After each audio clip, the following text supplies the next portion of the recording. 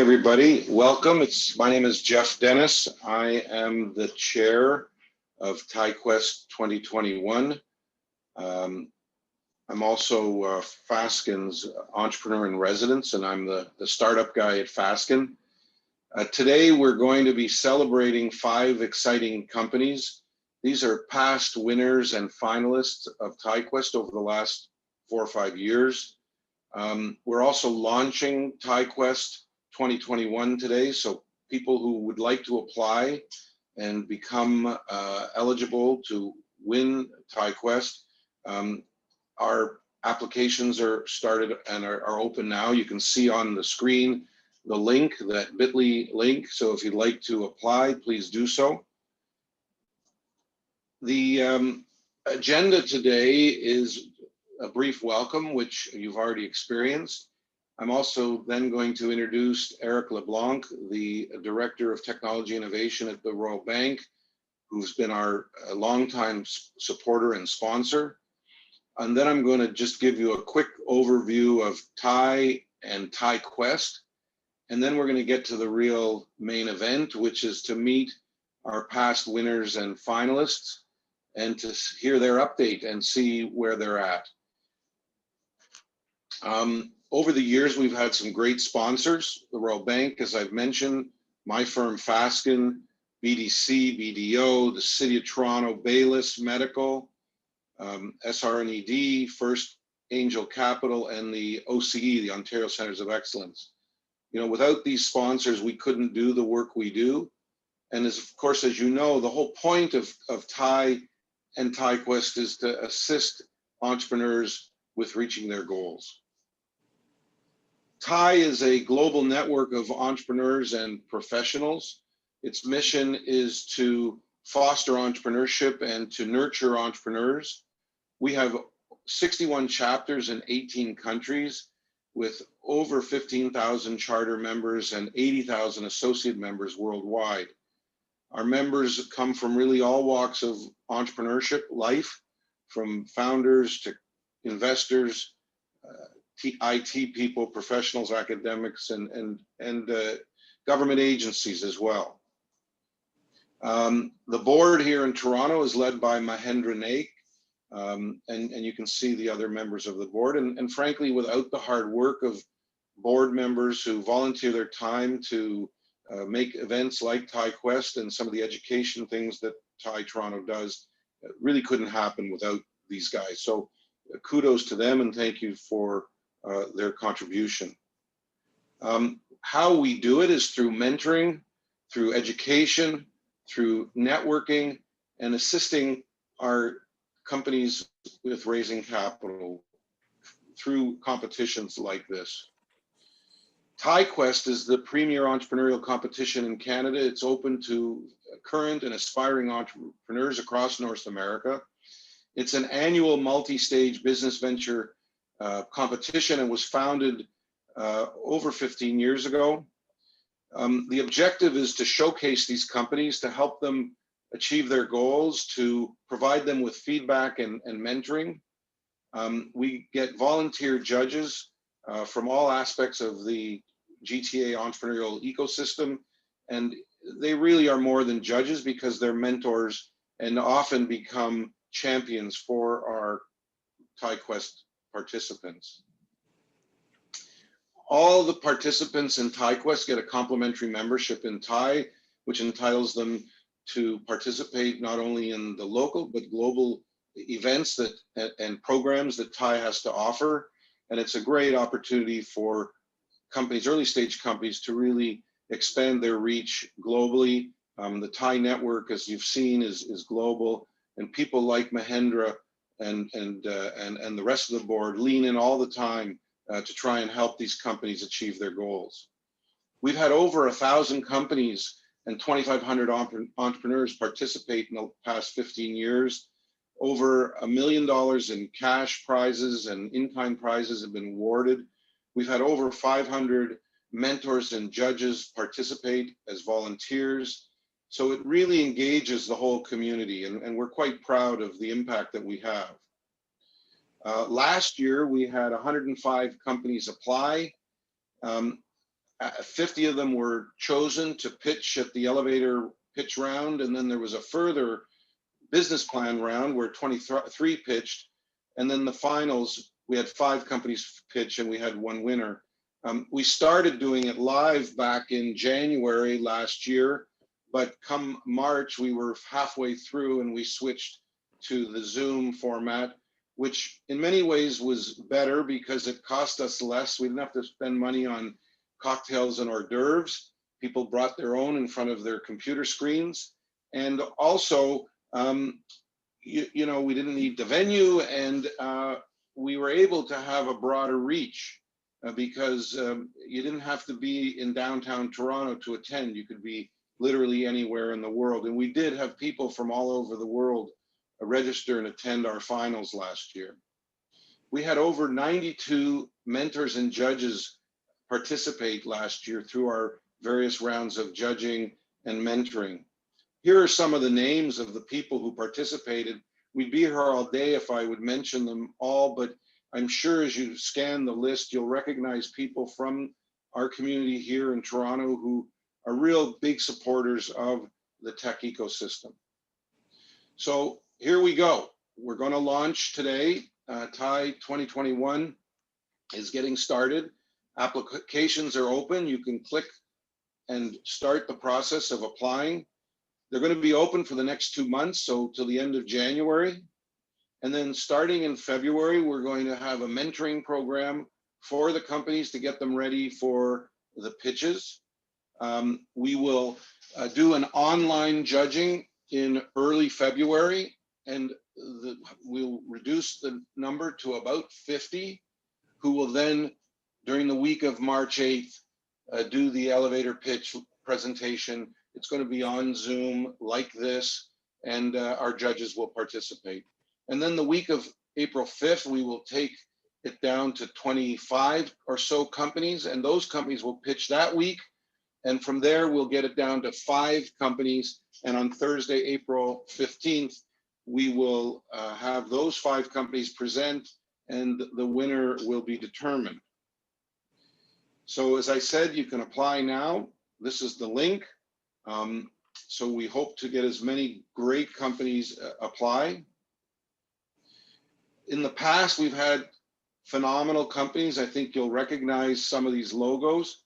And today we're going to have 5 of them give us an update and let us know where they're at. I'm going to ask Eric LeBlanc to say a few words now. Again, the Royal Bank has been an incredible supporter of TIE, really from day one.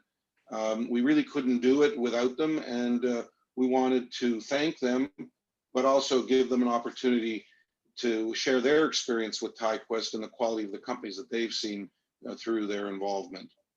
Eric has been both a speaker, he's been a mentor, he's been a judge. So he's really rolled up his sleeves, and so we're very grateful to him personally. Eric, welcome. Yeah, thank you, Jeff. Firstly, really want to thank yourself and Mahendra for the opportunity to just say a few words. Don't worry, this won't be a commercial. I just want to say a few things. As Jeff indicates, Eric LeBlanc, I am director of our technology and innovation banking team here in Greater Toronto. It's a pleasure to join you today in what will be definitely a very informative kickoff session, especially as we get to listen to past TiEQuest winners and their updates. In the past, we've welcomed you at one of our downtown buildings, but today, obviously, thanks to technology, we can still celebrate. So it's wonderful to be with everyone. I have to say, every year we are so impressed with what happens at TiEQuest competition, from all the applicants to early judging to our winners going to the global finals. And I know we had everyone, all the finalists last year at the global finals. So very confident this year will once again leave us with the same feeling. We are proud to call hundreds of thousands of entrepreneurs from across the country our clients at RBC, including many in the tech and innovation space, and including many past TiEQuest participants and winners. Many of the names you saw are clients, and we really appreciate that. making our partnership with TIE a natural fit and one we remain very proud of. RBC has a long partnership with TIE and TiEQuest, and we have watched that as it has remarkably evolved into one of Canada's premier entrepreneurship and entrepreneurial competitions.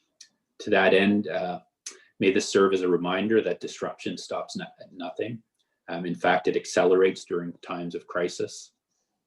Technology continues to make inroads in all sectors, including financial services. So innovation will be our key to survival, and entrepreneurship in particular is something that we very much believe in and support. With that said, on behalf of everyone at RBC, congratulations to TIE and all of last year's finalists and this year's participants.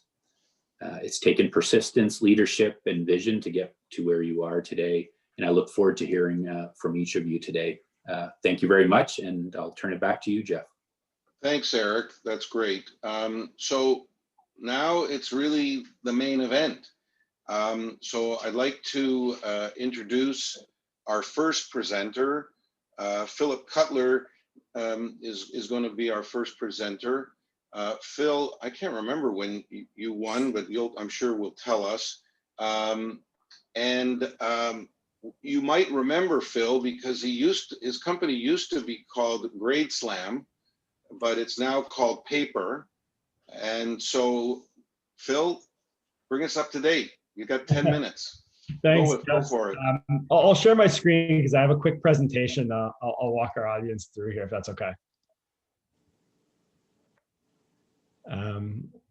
So hopefully everybody can see that. Well, thank you for the introduction there. So my name is Philip Cutler. I'm the Chief Executive Officer here at Paper, formerly known as Grade Slam. So we rebranded earlier this year. I can tell you that the rebrand process is a huge undertaking, so definitely not recommended if you don't have to do it.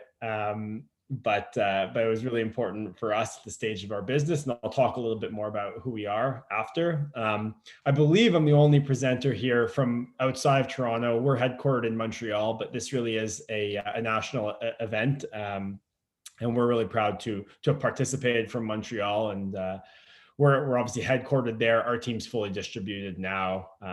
Pre-COVID, we had an office in Montreal and LA. Both of those obviously are not really functional right now. And we're the proud winners of the 2016 event. So we won back in 2016. And since then, a whole lot has evolved in the business. I'll talk a bit more about that in a moment. And I'll also mention too that we work with a number of the TIE partners. So Fasken's our counsel, RBC does our banking. We work with BDO, and so we've been really proud to represent TIE, and work with so many great partners. So I'll tell you a little bit about Paper. We tackle a really important problem, which is the equity gap that exists in our schools. I'll be brief. I don't want to bore everybody, but essentially, 10% of families will go out and hire additional support. So, private tutoring or some sort of other supplemental assistance for children. It's always the wealthy families that go out and do that. The other 90% of students are the ones who really need the help, but just can't necessarily afford it. And so we identified this problem. I was a teacher before starting the business, and it was really evident that this was something that existed in all schools. And we wanted to level the playing field for students. And so the reality is this equity gap starts on the first day of school and extends through the whole academic career of a student. So our vision was to create something that leveled the playing field for all students and really delivered educational equity. And from the time we started the business till now, that's really been our mission. The product, the service has evolved, but that has been kind of our North Star that guides us. So how do we do that? We provide a B2B platform as a service solution that allows school districts, so we partner with school boards or school districts, to support every one of their students. And we leverage real live tutors that gives every student within the school district 24/7 unlimited access to tutoring support. And this is all paid for by the district, by the school board. And we build into the district's tech infrastructure, and we're really a mission critical part of the district's operations. So for us, we're really working alongside the school board and supporting all the students there. In terms of our scale, so we support over 600,000 students, primarily in the US, where we have a strong presence in California. I mentioned before we had an office in LA. We also have districts and boards and schools all across the country. But ultimately, this makes us the third largest public educator in the US, which is a pretty ridiculous statistic, but we're pretty proud of the impact that we're seeing. Quickly on our growth. So the business has really grown quickly, which is great. We won TiEQuest back in 2016. I went and found the old logo. I think it's changed since, but we won back then. And it was really that was really the beginning of Paper back then, Grade Slam. We've grown pretty consistently since. In 2018, we took in investment from Google. So we closed our seed round later that year in 2016. And then 2018 took an investment from Google, which really sort of catalyzed a lot of our growth within the school markets. 2019 closed our Series A, and then this year closed our Series B. And we've seen incredible growth. We're on pace for close to 10x year-over-year revenue growth, which is absolutely astronomical at our stage of business. And we're just fortunate to have built a product that's in high demand right now and solves a compelling problem for our customers. I want to talk a little bit about how TiE specifically helped Paper. So a couple things.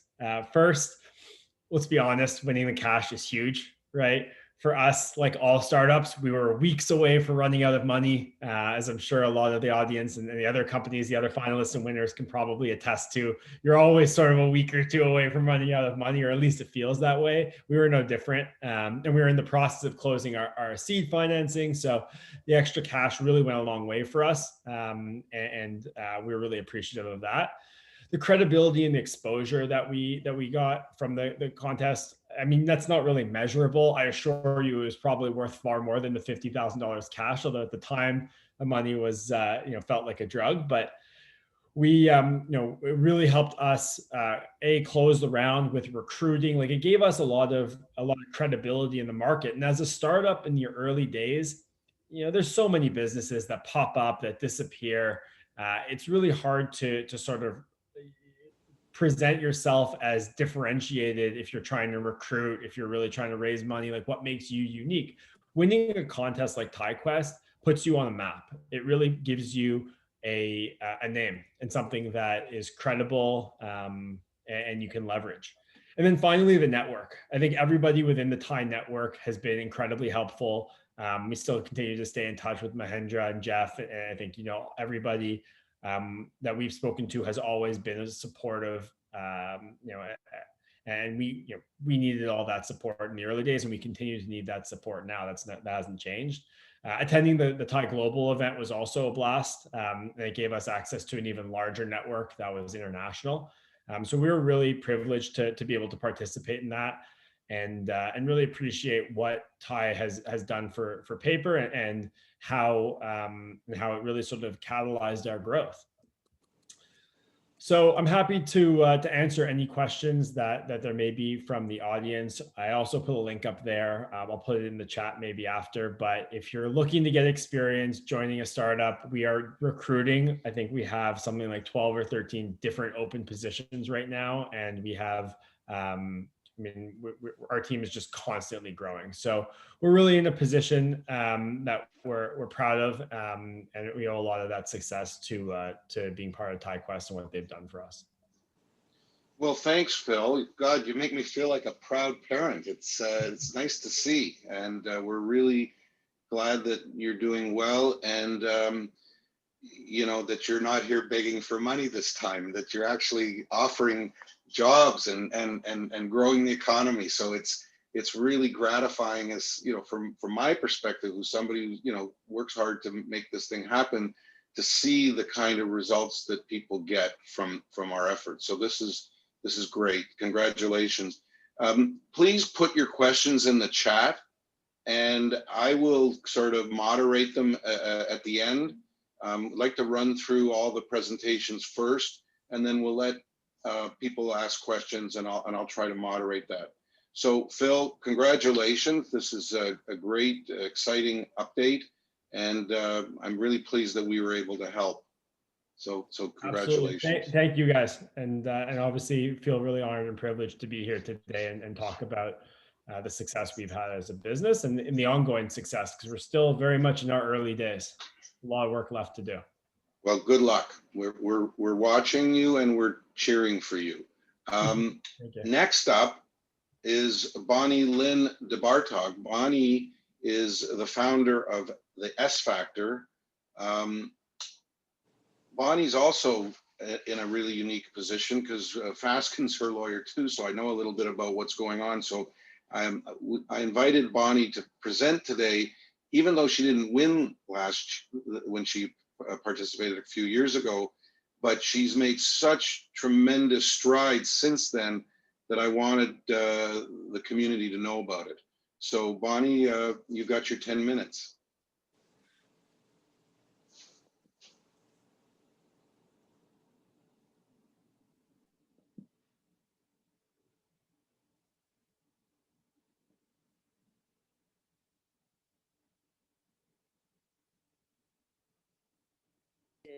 I'm unmuted, so there you go. How's that? Can you hear me now? Yep. You can. Okay, great. So I'm going to play my presentation from the start to have a couple of slides with our update. Really appreciate the opportunity to let you know how things are going and to share some of the experience with entrepreneurs coming into this round of the competition. It's been quite a ride over the last couple of years, as you said. We also rebranded. So I actually can't remember if we were 18 or 19 runner-up or finalists. It's been such a blur, but we went by the name McCormick then, and so we rebranded also. It is a huge undertaking. But so just to give you an update, we're an ESG data provider. ESG is environmental, social, and governance data that the responsible investment ecosystem uses to help inform ratings and decisions around investment or hedging risk and what have you. And 3 years ago, nobody knew what I was talking about. And now the entire world is talking about it. But what we don't understand is still the difference between one provider and another. And so our uniqueness is that we specialize on a very deep dive on social issues, which, as we all know now, COVID has pushed to the forefront. So, it essentially has catapulted our business into the limelight as a result of the vulnerabilities and the exposure of social management across companies and how they're treating their employees, and what's happening with their supply chain, what's happening with labor rights and human rights, and their companies' effects on their communities where they do business, etc. So I have an image here. This was produced by a group called NASA Data. They're out of London. This is basically the responsible investment ecosystem. It currently accounts for about 72 trillion in assets under management. And these are all the big players. In the last year, even a bit before COVID, we started to really take off. We went from a nobody to one of the top 5 players on the M&A landscape for the rating agencies and some of the world's largest asset managers. So we're playing a key role in 3 areas, providing information for rating agencies like Morningstar and Refinitiv, and competing amongst some of the largest data players that have been around for a decade before us. We also do metric-specific monitoring. So this, from a technology perspective, plays a role in RegTech or compliance, but also fintech in terms of quantitative analytics on behavioral monitoring specific to social issues, environmental and social issues. And then most notably, we are, one of the top 5 contenders on the M&A landscape in the ESG space very quickly. So 2021 is going to be a huge year for us. We have just closed some of the largest clients in the world. Asset managers, hedge funds, pension funds in the world who are looking for additional data sets to complement what they're currently working with. So we have a very exciting year ahead. Since TiE, we've gone on to win other competitions in the private asset management space. And again, with the Women in Influence being nominated for, I think it was my 7th or 8th consecutive year in a row, and Women in Wealth, we have been featured In Benefits Canada, we've been featured by Bloomberg, Wall Street Journal, Wealth Professional, Euromoney, Alternatives Watch. We've had a number of coverage quotes and or highlights on us in Morningstar and the Globe and Mail. So we are getting a lot of traction now that people are focused on the social issues within the ESG space. There wasn't much talk about the S missing in ESG, and it's something that we've actually been doing for a very long time. And so we're getting a lot of attention for that, which is great. So half of our story is about taxonomy, which marries every social code, convention, and best practice in the regulatory environment around the whole world. This is something that investors are going to have to very quickly manage, especially as a result of the Biden win in the election in the US. The Americas will actually fast forward what the Europeans have been doing for 20 years in this space. And so they're all going to be required to do this. And so data providers are going to have to catch up with what that landscape looks like. We're processing. So that's half of our story is our taxonomy on social regulation. The other half of our story is about our technology. So through TI and, tons of connections. I mean, we're working with Fasken as our IP lawyers. In a corporate capacity, we're working with them on our vendor contracts, on our client contracts, on our employee contracts. I mean, we've got, and there's special review on a regular basis as we go back and forth, controlling IP and content that we're sharing with, some of these large players. The other half of our story is about technology. And so our IP is rules-based algorithms, and it's code which allows us to process huge amounts of information against the rules that we have designed. And so we're processing something like 82,000 sentiment scores a day. We're also processing about 1.3 million ESG data points a day that are qualified as financially material and evident of performance for these companies. We cover the entire public equities market. We cover every fund in North America and every ETF in the world. So we're getting into fund analytics on performance and risk exposure, which is really great. So I think I mentioned, we're marrying codes and regulations across, social requirements. If you think about what's trending now, diversity and inclusion beyond gender, well, what are you measuring and where are you going to get that information? And are companies disclosing? Do they even know what to disclose to have that conversation? We've moved beyond the token female seat at the board level as a check the box exercise, and we're moving into accountability and accessibility and visibility across organizations. And then we're proving out the business cases quantitatively as to why it's beneficial for companies to do this. So what's the ROI on that? So we have the largest number of social indicators across the whole world in ESG. So that's pretty exciting. So that's what clients are coming to us for now. And as we see the way the world is shaping up post-COVID, it's going to become more and more important. So we have created, custom drag and drop UIs, regardless of strategy. So some investors are seeking alpha, and they want to look at best in class across a number of segments. Some investors are looking for compliance, and they want to just ensure that their investments are compliant with these rules, and they can filter by that. There's thousands of queries that investors can run and customize to whatever their platform is. We have API capabilities, so we can do high frequency feeds into the financial institutions. And we also have desktop custom report capability where the clients can just play around with, queries on themes or frameworks or regions or industries or market caps, and they can play around. It's all automatic. So it is a machine learning, natural language processing, and AI based product. It is a big data product. It plays in the reg tech space and the fintech space. So, that's really where we are. I mean, if we start to think about how you apply this and what the future is looking at, you think about, comparing Walmart to IKEA, for example, on supply chain and labor and human rights. There's a very big contrast in terms of how those companies do business and what the return on investment is over time based on that.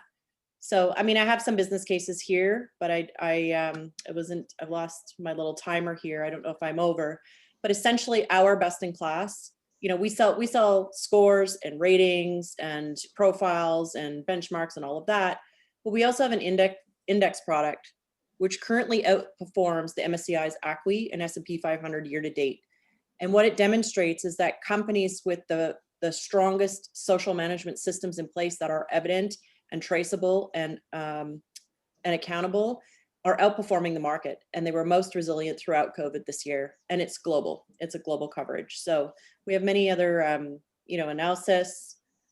We in March actually had to do a very quick pivot. We were just launching our product finally after 2 years of development, right at the onset of COVID in Canada. And so we did a pivot quickly to look at how companies were managing their employees, their ethics, their supply chains, and community impacts throughout this. So this turned into a high frequency daily monitoring process where we were able to get into predicting stock price movement based on how companies were behaving, what they were saying versus what they were doing. So companies would launch campaigns that they were doing one thing, and then we would get, 90,000 hits on Twitter and social media and blogs and multiple languages that would tell us a different story, and we could start to predict the movement of which way they were going to go. We put out a report in April that looked at 45 of the largest holdings across 108 ESG or impact funds across the whole world, GEM, Europe, and the Americas, across industry. We're looking at insurance companies, we look at financial institutions, we're looking at retailers, we're looking at pharmaceuticals. We were watching what they were doing versus what they were saying, and we were watching what their policies had said that were in place versus their behaviors and how they were enacting it. We had some companies which were completely downplaying the severity of COVID. We had other companies in the same industry use the exact opposite approach and completely look after, mobilize their employee population. One company did, I think it was Ping An Insurance. This was our favorite case.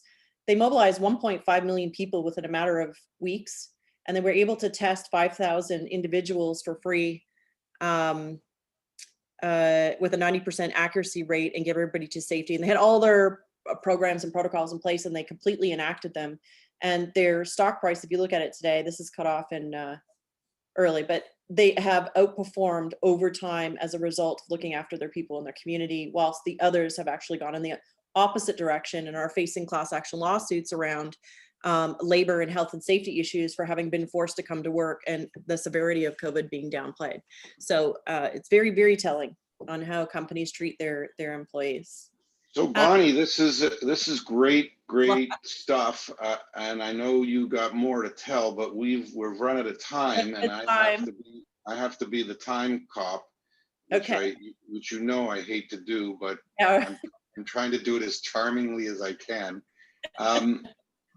If anybody has any questions, please put them in the Q&A. We hopefully have some time at the end for some ongoing discussion, but suffice to say, Bonnie, you're rocking it, and it's exciting to see, and we're really happy for you. It's I know you for a long time, and you're an overnight success over 25 years. Yeah. So congratulations to you, because it's a long time coming and well deserved. Thank you. You're welcome. Next up is Rajan Manocha, who's with Genesis. Genesis won 2 years ago in 2019. You may remember Luna, who presented at that time. And so Raj, let us know what's going on. Great. Yeah, thanks, Jeff. So yeah, again, we were TiEQuest winners in 2019, and really benefited from the network, the community, and all that TiEQuest has to offer. So yeah, I'll just give a little bit of overview about the company. So yeah, again, my name is Raj. Head up the business development efforts here at Genesis. And basically at Genesis, what we're doing is creating biodegradable plastics from organic food waste. So in today's society, we're extremely wasteful. It's a huge issue that we've been able to uncover and really see quite a few trends in a variety of different sectors. And I'm sure all of you have heard the many problems associated with plastics, specifically issues with pollution in marine and terrestrial environments. Currently, many corporations, governments, facing a lot of pressures from their consumers and constituents, and attempting to ensure they can meet things such as the United Nations Sustainable Development Goals, as well as other key metrics from these institutions. And this is really driving up the demand for these sustainable materials. Separately, and this issue is sometimes overlooked, there's a lot of waste produced in the consumer food supply chains in general. In Canada alone, over 50% of the food that is produced ends up as waste. And once the food reaches the end of its useful life, we are currently only really able to capture about 0.5% of the value that it offers. So at Genesis, we found a solution to really address both of these problems. We're able to do this by using food waste as the feedstock to create these high quality bioplastics that we use and serve our customers. We're really providing a solution that ensures consumers don't have to choose between sustainability factors, functionality, and price. So like right now, the difference between Genesis and other PHA manufacturers is the feedstock material that we use. So polyhydroxyalkanoates, PHAs as they're called in the industry, are premium bioplastics, and they have the ability to degrade in both marine and terrestrial environments in under a year. They also provide superior functionality compared to other bioplastics that are currently being produced. Now, if we just take a step back for a second, PHAs have been around for over 30 years, but traditionally are produced using agricultural feedstocks such as sugarcane and corn. And both of these commodities make the end product of the PHA very expensive to manufacture. Now, by using organic food waste as the feedstock, we've been able to significantly reduce the cost of production by around 40%, which is very attractive to consumers who are looking to purchase this bioplastic, since the alternatives that are out there don't really meet the degradability requirements that they have, and they're also very expensive to produce. Separately, since we use the food waste as a feedstock, we provide a unique value proposition for players in the organic waste management industry. In the organic waste management industry, right now, the best option to capture the value really comes through the utilization of anaerobic digestion, which creates biogas from organic food waste.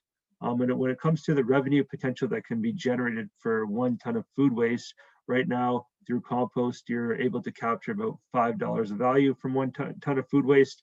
And through the production of biogas, these companies are able to generate, $20 per value for 1 ton of food waste processed through their biogas facility. However, by implementing Genesis technology, they'd be able to drastically increase the amount of revenue potential that they could generate per ton of food waste through their plants. And, we're talking about $200 per ton of food waste that goes in, which is a 10x value increase from the best alternative of biogas. Additionally, through our process, we're able to implement it in a manner that doesn't compete with the biogas plants. It's basically 2 separate processes that utilize very similar equipment, so that biogas plants are not only able to offer biogas, but a separate product that has the capability to generate much higher revenue. And with anaerobic digestion plants working alongside of Genesis, we're really able to address a larger portion of the market that's available for bioplastics. Market data shows basically the global bioplastics market is in the $82 billion range, and we're targeting specific applications right now in very premium spaces, including food packaging, medical packaging, as well as 3D printing filaments. Now, how are we able to leverage these 2 major industries? We work right now in one of 2 ways with customers who can either develop a partnership in which we complete the technical work to develop resins for these particular premium applications, or how to investigate their waste streams and see how they can be valorized to produce these different high quality PHA polymers. And for this kind of work, we're typically charging an upfront fee to co-develop these polymers. And these fees are also paired with, purchase orders on an annual recurring basis. Separately, we also can work with anaerobic digestion plants where we would really serve as an add-on unit to their existing infrastructure. And for that, we're just really looking to extract a small royalty to really funnel the amount of PHA plastic that's generated through these partners to our existing clients on the plastic side. And over the last year or so, we spent a lot of time on our product market fit. In terms of the partnership model, we've been able to generate nearly $1 million of revenue in the past year. And that, of course, is paired with $10 million of the guaranteed purchase orders. Additionally, we've been able to speak with, a couple major players in the anaerobic digestion space, all of whom have committed to paying for the capital expenditures that are really required to install the add-on unit to their facilities so that they could be retrofitted to produce PHAs alongside the biogas as well, once certain metrics are hit from the demonstration plant that's currently being built right here in Toronto. Of course, it wouldn't have been able to do this without the award-winning team that we've been able to put together. Luna Yu, who some of you might have seen in the past, our founder and CEO, has built 2 profitable startups and was able to get her undergrad and master's degree all before the age of 21. Abdul, our chief operating officer, has managed a team of over 70 members, and he's worked on multi-million deals with high-impact clients such as Sodexo. Brad Witt, who's our CFO, who's actually part of the founding team for NatureWorks, another bioplastics company that develops PLA, and PLA is now available in global markets. Additionally, our technical directors have over 50 years of experience in their respective fields, very aware of how to take a process from, the initial idea all the way to commercialization and implementation at a full scale. Personally, I have a business background, including over 8 years of sales experience in growing and building sales teams. So basically, over the past few years, we've been operational. We've been able to secure roughly $4.1 million in investment, as well as a variety of government grants paired with other sources of non-dilutive capital. From some of these non-dilutive sources, there was a great injection of capital from TiEQuest. From the year we won TiEQuest, basically in 2019, we were able to use that money to really boost our downstream extraction process, as well as our operations. We were also able to get some fume hoods installed, which are of course still used today in everyday processes and are, really vital part of the health and safety measures that we've implemented in our pilot facility here in Toronto as well. Winning the competition, it's been very valuable to us, still benefiting from the proceeds of TiE to this day.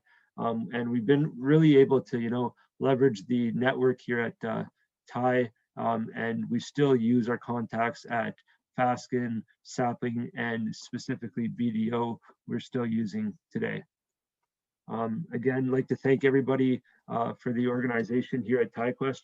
Great job, putting this all together. And thank you for the opportunity to speak with you guys today. If you guys have any questions at all, want to connect with me, my email is here at the bottom. Don't hesitate to reach out directly to discuss further, help out with your startups, whatever. Love to hear more about everything that you guys are doing. So thanks a lot. Well, congratulations, Raj. I mean, it's everyone's a superstar, and it's great to see. We knew great things were going to happen with Genesis when you won 2 years ago. Shortly thereafter, you got the grant from the provincial government. And so we've been watching you closely, and we're really pleased to see the traction that you guys are getting. So congratulations, and thank you for participating. Thanks a lot. Our next presenter is Mark Elias from Steadyware. Mark was the runner-up last year. Mark, let us know what's been going on the last 6 months. Anything new in your life? Certainly. Just give me a moment to share my screen. Okay, is it visible to everyone? Yep. Yeah, perfect. So hi everyone, it's good to see you. Good to see you all again, and thanks Dennis, Jeff for inviting me back to catch up. So my name is Mark Elias. I'm the co-founder and CEO of Steadyware. We were the runners-up in this year's TiEQuest, and it's really been a fantastic experience with the exposure we had to investors and the relationships we nurtured thereafter. So I'll just give a bit of background on the company, and I'll proceed to discuss some updates. So. So Steadyware, we develop novel tremor stabilization gloves for individuals with Parkinson's disease and essential tremor. And we do that using novel vibration isolation technology. So just looking at, quickly looking at the condition itself.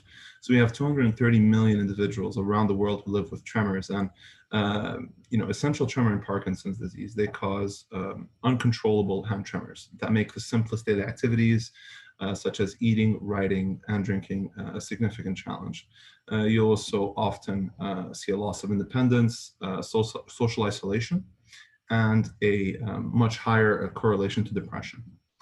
And now, let's look at what a tremor patient has to go through, essentially the continuum of care.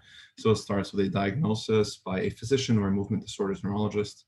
And then first line and second line medications are prescribed. And, those medications were never designed for tremors. They're prescribed off-label, and they're only effective in 40% of the population. Once first and second line don't work, alternative therapies such as Botox are attempted. It's a class C treatment, so the efficacy metrics aren't really there. And finally, there's deep brain stimulation, which is open brain surgery.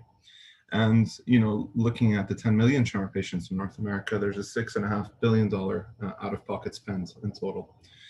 That's why we came up with a new approach, the Study One. And I'll just play a quick video to show the effects of the Study One with John, one of our testers. He has a very severe tremor. He's tried everything from the first and second line to surgery, and nothing's really worked for him, except for this device.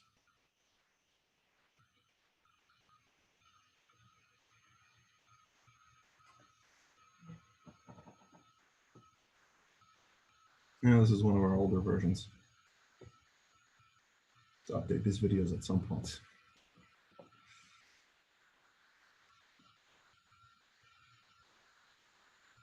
Jeff, is the video a little choppy or is it visible? It's a bit choppy, but I think people get the message that, the before is he has an uncontrolled tremor and can't hold a glass. The after is, he can write, he can drink. It's pretty evident. Yeah, no, that's good to know. And that brings me to my next point. So since the TiEQuest competition in the summer, we recently published our clinical poster at the Movement Disorders Congress. So it's a 20-patient study, currently at the 50% completion mark, but our abstract is published. And the clinical data is really promising. So we saw that the device shows significant improvement over placebo in 6 out of 9 static tasks and 6 out of 6 dynamic tasks. So the trial results are promising. It's generating some excitement in the neurology community.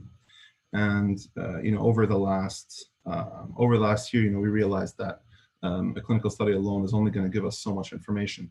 So we sold 300 devices over the last year, generating around $250,000 in revenue. And we saw that 52% of our population experienced significant improvements in activities of daily living, as opposed to the gold standard of medication, which shows 44% improvements in individuals.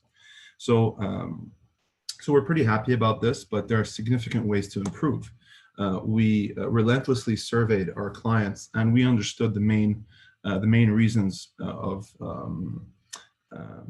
behind scaling up adoption, and that's where we came up with the second version, the Steady 2. Really, the barrier to adoption was miniaturization. Our first device was certainly effective in severe tremors, but it was a bit too bulky. So we've completely re-engineered the system, we've miniaturized it, and we've more than halved the weight, the size, and we reduced the price by 30% as it's it's more inexpensive to manufacture. Now, one challenge we faced during the pandemic is no access to testers. Our design philosophy is to design around the user, and we always have volunteer testers that come in and out of the lab trying out our new devices. So what we actually had to do was simulate tremors ourselves. So we actually had to build a new device that forces your hand to tremor similarly to essential tremor and Parkinson's in order to optimize the device. And I'll show a quick video of it. So we work in coordination with UBC. So this is what the simulator looks like. This is one of our COVID challenges. So we use it to simulate a mild tremor. We're working on simulating more severe tremors with it. But it was really enough for us to test out the first prototypes of our new version. And you'll be able to see what it does with a glass of water.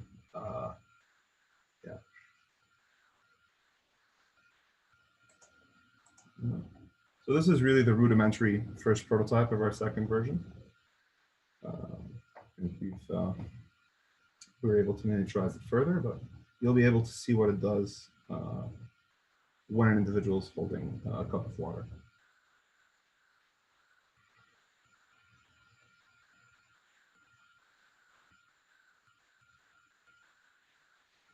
So now the system is functional. You can see the water level is fairly stable. Then when we neutralize the mechanism, you can see the water levels start to jump out of control. Yeah. And the same thing can be seen with holding the water in a spoon or so. Yeah.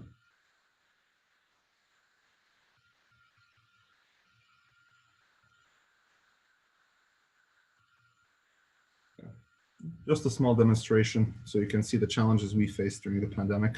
I think the challenges every company faces is vary by case to case.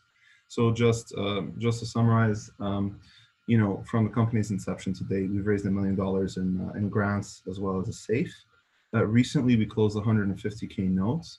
We completed the development of the second version, and we're ready to release it to a cohort of our clients. We secured some neurology outpatient clinics in the US as demonstration sites, as well as in Canada. And we published our clinical trial for the first version. We also, in the last 6 months, secured our 5,700 new leads ready to purchase the second version. Looking at our path moving forward, in January, we're going to start the beta and complete our FDA registration. By March, we aim to have the beta complete and launch our pre-order campaign with 50 clinics secured and our supply chain set up. And of course, by August, we have customer delivery. We aim to close our 1 million seat extension, which is the conversation we've been having with investors. We have very specific milestones to hit prior to closing. And yeah, that pretty much covers it. Honestly, a big thank you to Ty. Really opened a lot of doors for us, especially after we last presented. We really expanded our network. And we're able to, to generate new conversations with investors. And I wouldn't want to bore you with the rest. We're still raising $1 million. So if anyone has $1 million to spare, I can certainly help with that. And I'll leave it at that. Well, congratulations, Mark. You've really come a long way. It's always tougher for medical devices because of the regulatory hurdles that you have to go through. So the time to market can be more frustrating and take longer, and sometimes need more money. So, I'm really impressed with how you've been able to navigate, particularly during some tough times with the pandemic. That was a clever idea to create the problem, then to solve it. I like that. So congratulations. That's really great. Really appreciate that, Jeff. Our last presenter is our last year's winner, Saray from LSK Technologies. So Saray, take it away. Thank you, Jeff. Let me share my screen.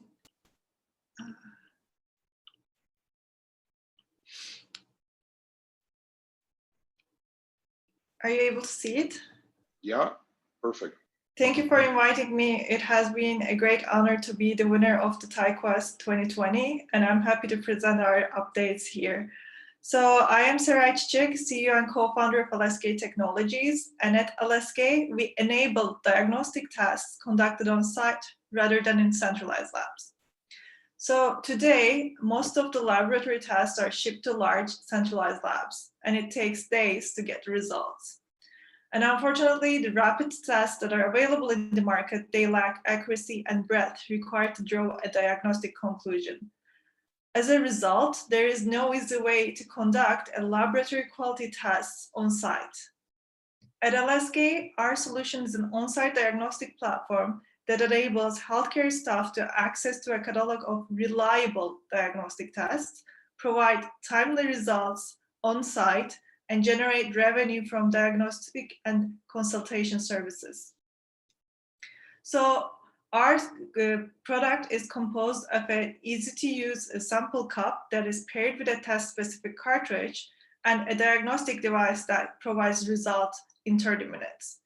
Our sample cup allows self-connection under the supervision of a healthcare professional, and our device uses our proprietary computer vision algorithms to analyze the results real time. The results are then displayed by our software platform that enables reports on site and data to be shared via cloud.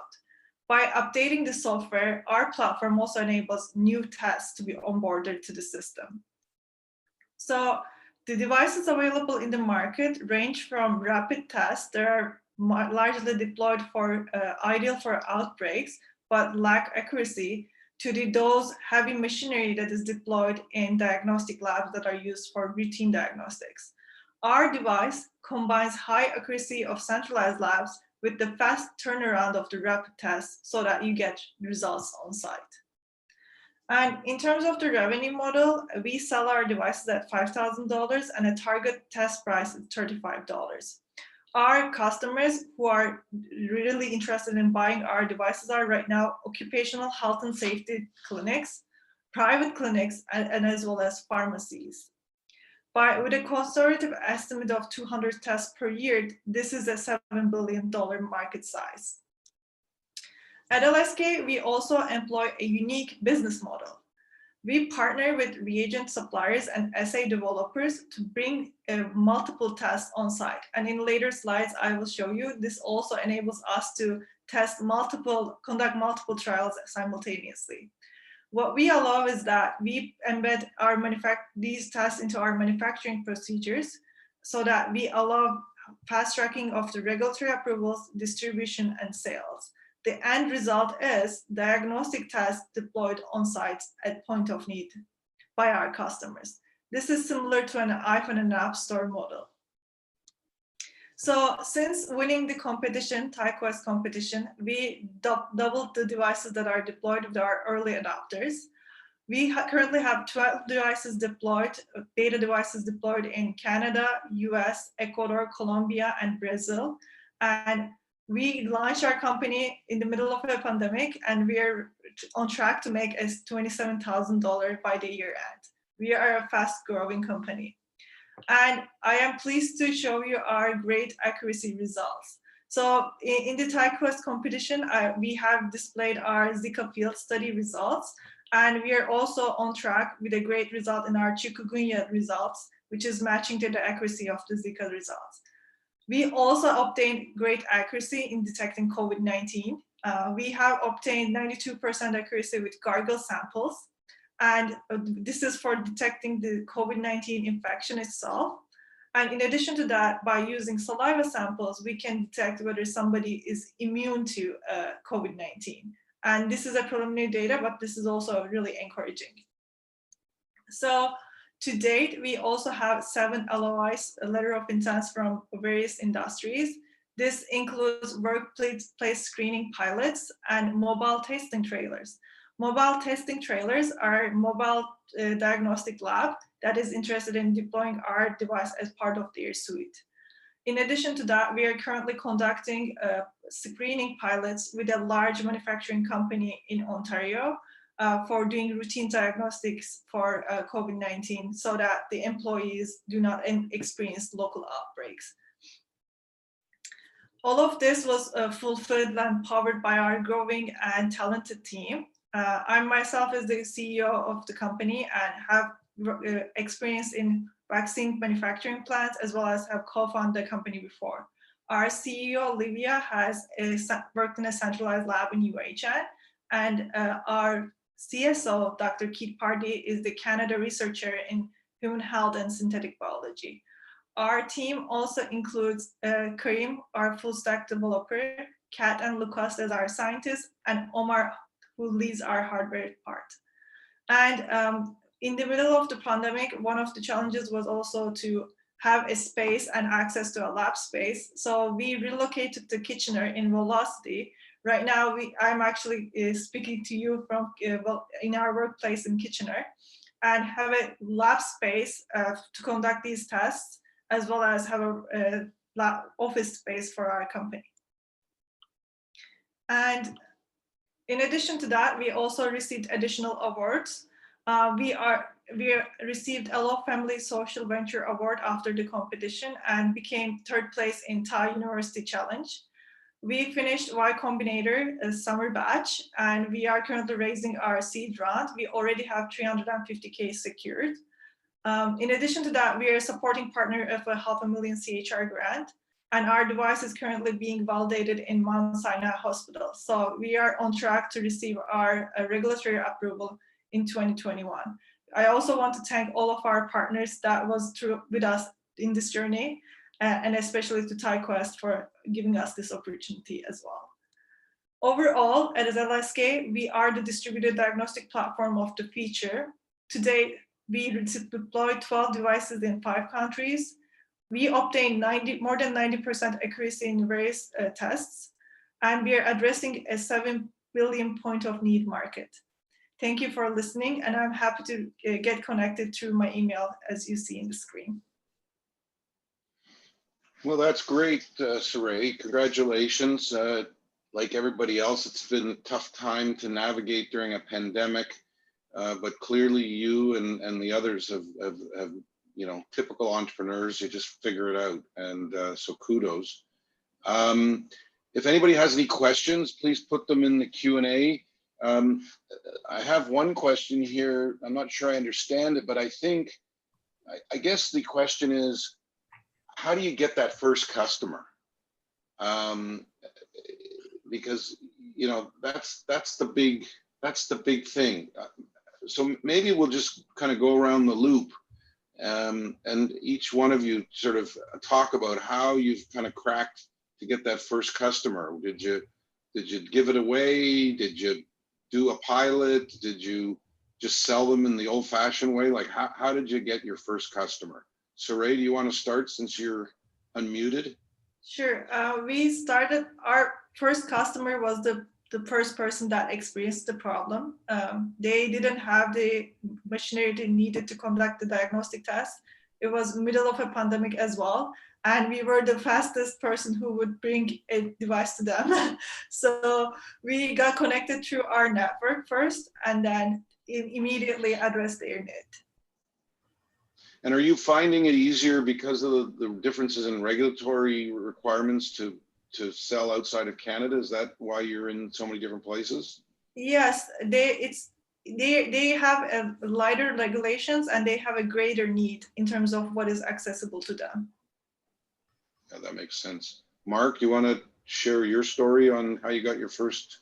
I mean, you're not there yet. I guess you're still doing clinical trials. Yeah, no, actually we did sell 300 units already, because our first version already is FDA registered and Health Canada registered. So we can actually sell pre-clinical trials, but I mean, you know, my knowledge is limited by my experience, so I can share sort of how we got our first wave of customers.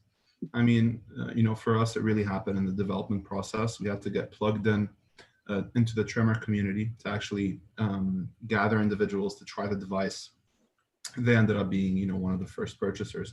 So I think it's really, you know, depends on what you're building. But, you know, I think if you follow a good development process where you're user-centered, the customers are going to follow, because the more you interact with them and you're trying whatever product you're trying to sell on them, you'll start to get clues into what avenues you need to tap into to sell to more customers.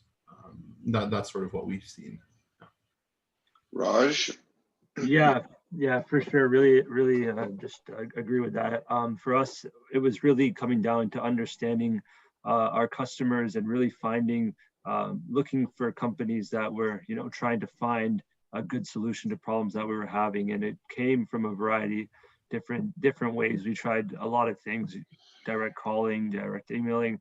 I think the way we were able to get our first customer was actually through, joining some sustainability groups on LinkedIn, connecting with people within those groups, and really following up with leaders in these different companies that really had a need for a product like ours. So yeah, I think, just putting yourself out there, joining these different groups online, there's a ton of them, LinkedIn especially, different groups like that. So yeah, definitely I would recommend trying to connect with as many people as possible in order to facilitate that first customer. Bonnie? Are you there? I'm still here, yeah. First customer, it's been a very long time in the process. I mean, we're just crossing that line now. It took us 2 years to develop. We've heard 1,000 no's and finally a dozen yeses. And so it was word of mouth. It was introductions through our network. I mean, introductions even through Fasken and even through, our accountants and through other investors and analysts. But it was literally pounding pavement without a sales team and demonstrating ROI. So I could talk about the technical components of social all day long, and nobody heard me until I told them how hard it was hitting their bottom line, and then they were paying attention. So I kept having to recraft the message. And then I just started putting line graphs and dollars and cents in front of them, and then they're like, "Oh, whoa, what's that?" And then I'd say, "Okay, well, there's a science, behind how you're measuring this, and you're missing something, and we have it, and here's how it works." And and I'm still fine tuning and crafting that message. Obviously, the asset managers want to hear something different than the pension funds, and the quantitative hedge funds want to hear something different from the pensions and what have you. So it's a process for sure. I'm really looking forward to the day that we have a sales fleet that's out there doing this. And I can stick to, the subject expertise. I think I'm just too technical, and it's part of entrepreneurship. It's a little bit of everything, right? You've got to be the salesperson. You've got to be the CFO. You've got to be the product expert. You've got to be you've got to know your market. You've got to know the products that they're using. You've got to know the deficiencies in them and the problem you're solving. And you've got to get in front of the right people. And being an entrepreneur is all of those things. And I've learned a lot about myself in this process about how technical I actually am. I'm a people person, but I am actually highly technical. And sometimes that's not what's required to close the deal. Sometimes you need closers. You need sales guys, institutional sales guys who know how to get across the finish line. And being somebody new, a new kid on the block, trying to sell to the largest asset managers in the world, they've never heard of me before. I've never worked in finance before. I come from a social impact measurement and management background. And so they would sooner buy from an institutional sales guy that they knew for a decade than try to wrap their head around something new. Like it's been a whole process. So I suspect that every entrepreneur faces some of that each in their unique spaces about, recrafting the message. So it hasn't been easy. I mean, like you said, Jeff, it's been 25 years I've been talking about this. And she's an overnight success. An overnight success. And now everybody needs it. And you're like, "Oh yeah, I have it. I've been here the whole time." Timing is everything. So Phil, tell us about how you break into school boards. That's got to be a killer sales process. Yeah. So I'll say this. I think it depends. When going after your first customer, there's parallels between whether you're going B2C, B2B, or enterprise.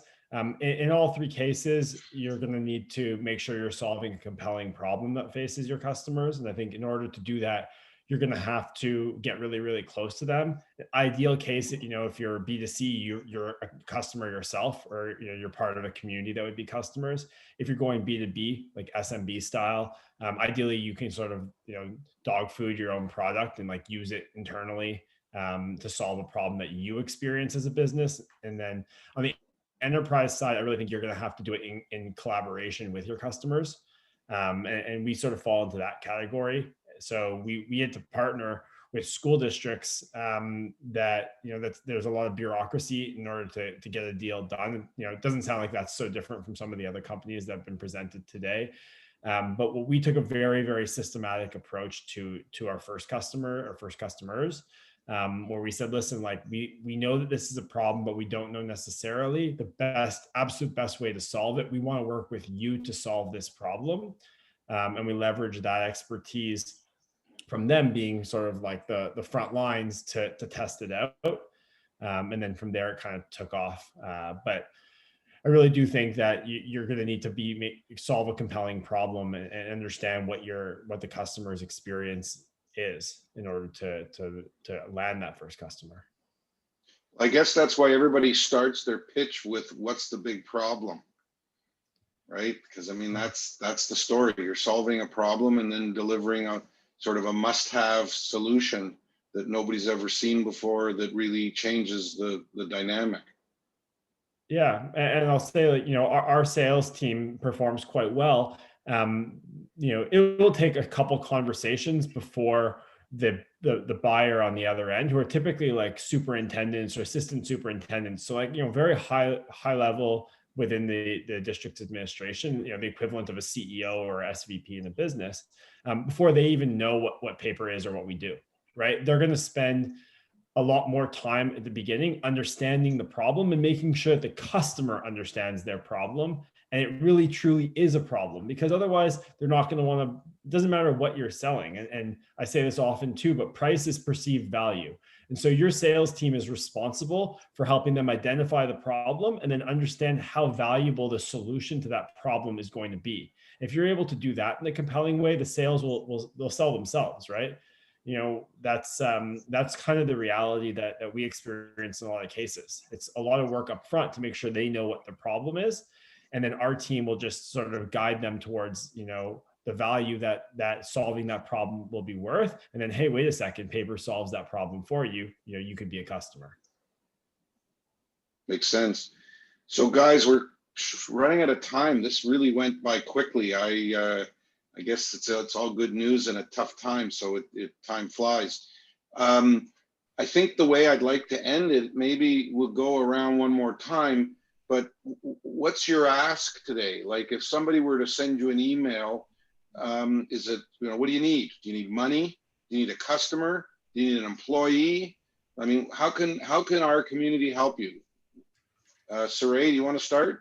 Yeah, as I mentioned, we have an open seed round, so we are happy to receive any connections to investors, angel investors, venture funds. Great. Mark? Definitely. So we're actively fundraising. So any connections to angels, VCs would be really appreciated. And we're also we're about to start a clinical trial pipeline. So any neurologists who may be interested, we'd love to chat. Yeah. Raj? We're going to start our Series A Q1 2021. So any investors, VCs, angels, things like that, looking definitely for more investment, and anybody with experience with polymers, polymer chemists, things like that. Definitely, I'm always looking to add good people to the team. Bonnie, I know you're looking for money. You're muted. You're still muted. Yep, there we go. We're trying to raise 5 million in equity seed. We are at 1.6, and this will bridge us to our Series A at the end of 2021. So that's where we are. Great. Phil, what's your ask?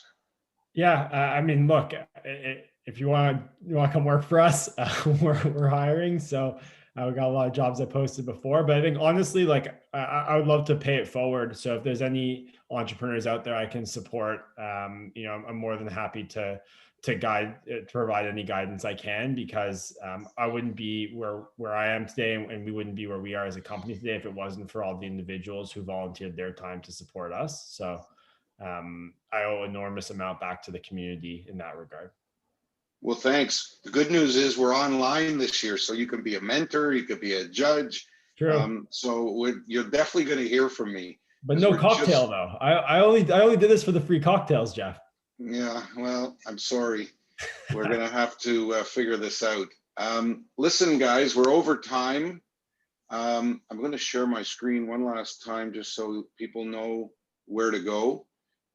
If you want to grow up and have your company grow up to be like Paper or S Factor or Genesis or Steadyware or LSK, I highly recommend that you apply for TiEQuest 2021. The link is here on the screen. Congratulations to our 5 companies. We're proud parents. We're very proud of you all. We're really pleased to see the progress that you've made. Thanks again to our sponsors, and particularly the Royal Bank for its many, many years of support. And we look forward to seeing you in the new year when we go live with our judging for TiEQuest 2021. So with that, that's it. We'll see you soon. Thank you. And thanks for coming out. Good luck, everyone. Thank you.